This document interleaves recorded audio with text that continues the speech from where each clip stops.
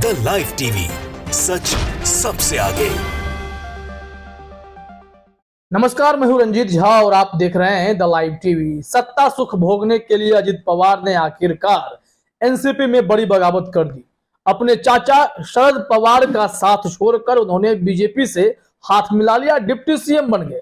महाराष्ट्र की सियासत में ऐसा पहली बार हुआ है कि दो डिप्टी सीएम अभी आपको दिखाई पड़ रहे हैं। लेकिन एनसीपी में टूट के बाद भी शरद पवार ने जो अपना पावर दिखाया है, जो शक्ति प्रदर्शन इस वक्त उन्होंने करके दिखाया है, उससे अजित पवार को तो टेंशन हो ही गई होगी। दूसरी तरफ बीजेपी को भी 44,000 वोल्ट का कम से कम तो झटका लगने जा रहा है। अपने स्क्रीन पर यह विजुअल देखिए। इसमें जो भीड़ देख रहे हैं, यह भीड़ चिल्ला रही है कि हमारा नेता कैसा हो, शरद पवार जैसा हो।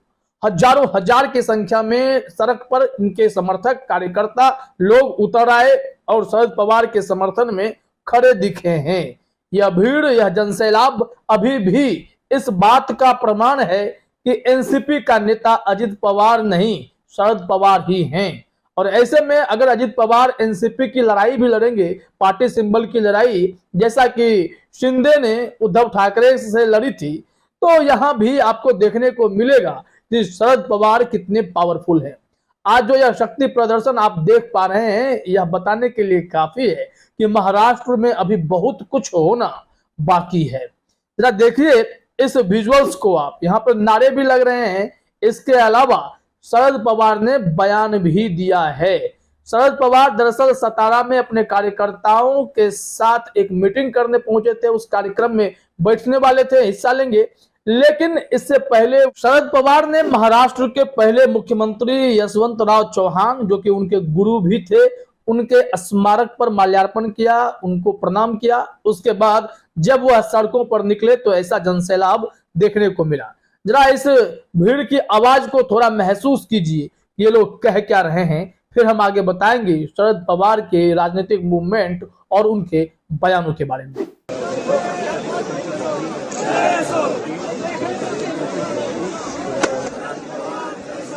तो सुना आपने, इस भीड़ से, इस जनसैलाब से आवाज आ रही है शरद पवार ही उनके नेता हैं। ऐसे में यह दृश्य देखकर अजित पवार और भारतीय जनता पार्टी की हालत कितनी पतली होगी, ये आप सहज अंदाजा लगा सकते हैं। क्योंकि शरद पवार तर्कस में कुछ ना कुछ तीर बचाकर जरूर रखते हैं। कुछ लोगों का यह भी कहना है कि अजित पवार का बीजेपी से हाथ मिला लेना कहीं ना कहीं शरद पवार की सियासत का एक बड़ा हिस्सा भी हो सकता है। इससे पहले भी वो ऐसा कर चुके हैं, लेकिन वो बीजेपी को झटका देने के लिए ही हुआ करता था। तो क्या इस बार भी बड़ा खेल होने वाला है, ऐसी आशंका गोदी पत्रकार भी लगाने लगे हैं। लेकिन इस वीडियो को शेयर करते हुए जी न्यूज ने जो ट्वीट किया है, जरा अपने स्क्रीन पर देखिए। इसमें लिखा गया है, ट्वीट के बाद एनसीपी प्रमुख शरद पवार ने दिखाई अपनी पावर।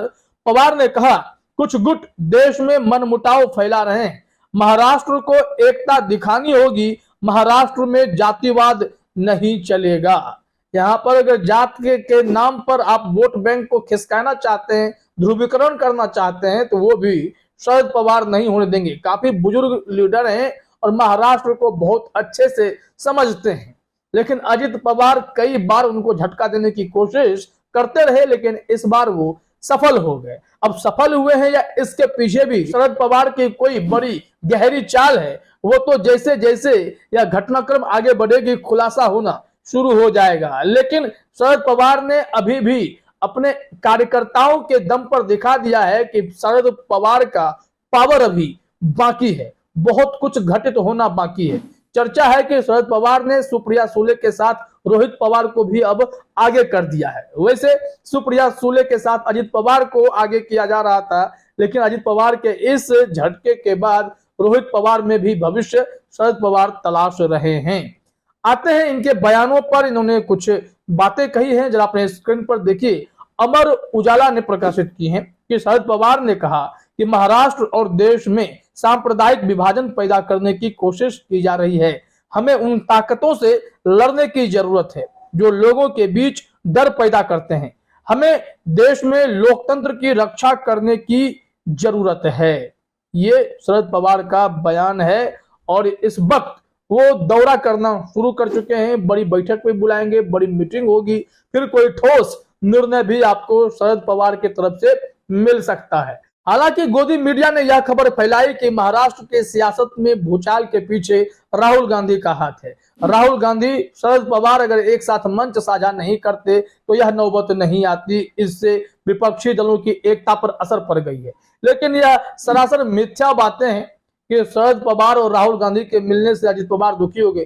तो क्या अजित पवार प्रधानमंत्री बनना चाहते थे क्या? बहुत बड़ी बड़ी बातें कही जा रही हैं गोदी मीडिया में, तो उन पर यकीन करने की जरूरत नहीं है। लेकिन शरद पवार के मूव को आप इग्नोर भी नहीं कर सकते। उनकी रणनीति बहुत सदी हुई होती है।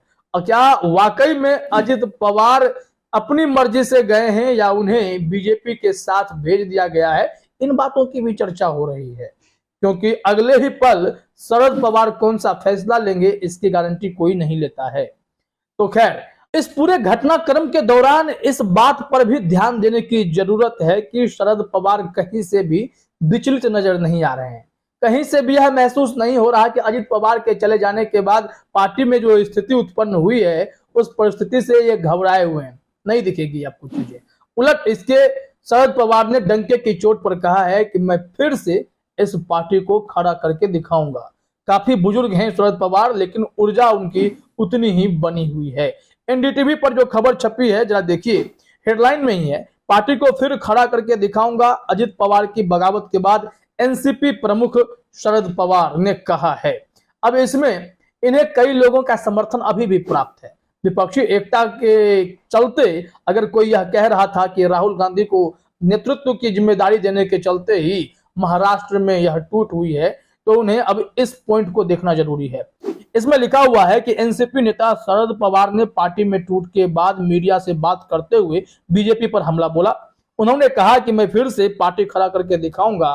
उन्होंने अजित पवार के दावे पर कहा कि कुछ दिनों के बाद इस दावे की सच्चाई सामने आएगी। उन्होंने कहा कि कई दलों के नेताओं ने मुझे फोन किया है, ममता बनर्जी और कांग्रेस के नेताओं ने मुझसे बात की है। एनसीपी नेता शरद पवार ने कहा कि मैंने 6 जुलाई को सभी नेताओं की एक बैठक बुलाई थी जहां कुछ महत्वपूर्ण मुद्दों पर चर्चा होनी थी और पार्टी के भीतर कुछ बदलाव किए जाने थे। लेकिन उससे पहले ही कुछ नेताओं ने अपना रुख अपना लिया है, दिखा भी दिया है। उन लोगों ने, प्रफुल्ल पटेल जैसे, छगन भुजबल जैसे नेताओं ने गलती कर दी है। शरद पवार ने यह बातें भी कही हैं कि इन लोगों ने भारी गलती की है। उन्होंने कहा कि महाराष्ट्र के युवाओं पर उन्हें पूरा भरोसा है, वो एनसीपी को खड़ा करने में निश्चित तौर पर साथ देंगे, मदद करेंगे। अब आते हैं शरद पवार के उस दावे पर जिसमें उनका कहना है कि मैं पार्टी को फिर से खड़ा करूंगा। इसके पीछे वजह क्या है? शरद पवार ऐसा कर चुके हैं। एनडीटीवी ने इस मामले में लिखा है कि एनसीपी नेता शरद पवार ने पार्टी में टूट को लेकर कहा कि मैं अपनी पार्टी को फिर से खड़ा कर लूंगा। साल 1980 में चुनाव के बाद मैं जिस पार्टी का नेता था उस पार्टी के 58 विधायक जीत कर आते थे, लेकिन 6 विधायक छोड़कर सभी विधायक ने पार्टी को छोड़ दिया। मैंने 6 विधायकों के साथ पार्टी को खड़ा किया है, मैं फिर पार्टी को खड़ा करूंगा। अब एक बार फिर आप देखिए कि महाराष्ट्र की सियासत में शरद पवार की धमक सुनाई पड़ने लगी है। वो जब सड़कों पर निकले तो उनके आगे पीछे उनके समर्थकों का जनसैलाब उमड़ पड़ा। हर कोई शरद पवार हमारा नेता हो का नारा भी लगाने लगा। तो इससे यह लगता है कि अजित पवार और एकनाथ शिंदे जैसे नेता महाराष्ट्र में जरूर सत्ता के साथ हाथ मिला बैठे हैं, बीजेपी के साथ हाथ मिला बैठे हैं, लेकिन भविष्य में उनके जनाधार की हकीकत क्या है वो तो चुनाव में पता ही चल जाएगा।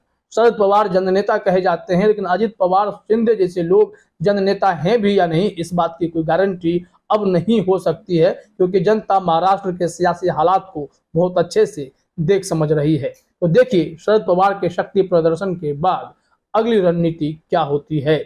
फिलहाल इस वीडियो में इतना ही। आप सभी का हमसे जुड़ने के लिए बहुत बहुत धन्यवाद।